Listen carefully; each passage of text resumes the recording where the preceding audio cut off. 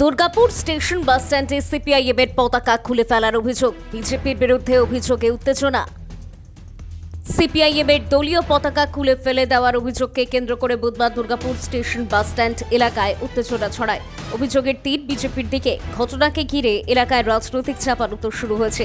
বাম সংগঠনগুলির দাবি, বুধবার বিকেলে দুর্গাপুর স্টেশন বাস স্ট্যান্ডে তাদের একটি প্রতিবাদ কর্মসূচি রয়েছে। সেই কর্মসূচির সমর্থনে আগে থেকেই বাস স্ট্যান্ড এলাকায় দলীয় পতাকা লাগানো হয়েছিল। অভিযোগ, আচমকাই এক বিজেপি কর্মী তার দলবল নিয়ে এসে সিপিআইএমের পতাকাগুলি খুলে ফেলে দেন।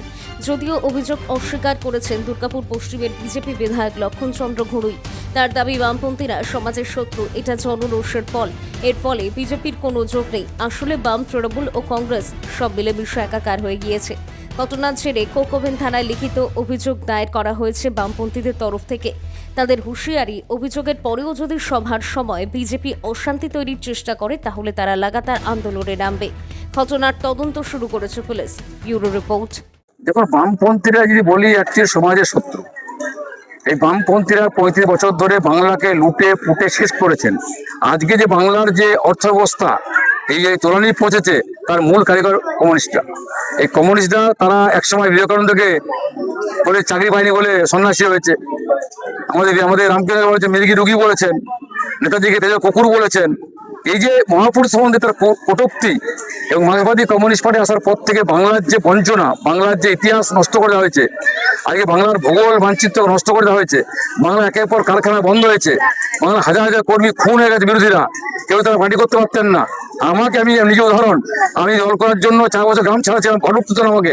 আমার 2 বছর লেবার স্ট্রাইক করে রেখে দিয়েছিল এই কমিউনিস্টরা। আমরা এখনো সম্মানের সঙ্গে এসে কমিউনিস্টদেরকে এখনো কিছু করিনি। আমরা কিছু করিনি, খালি বলবো বাংলার মানুষ দুহাত আশীর্বাদ করেছে। তৃণমূলকে বলবো, কংগ্রেসকে বলবো, সিপিএমকে বলবো, 50 বছর ধরে লুট করেছেন।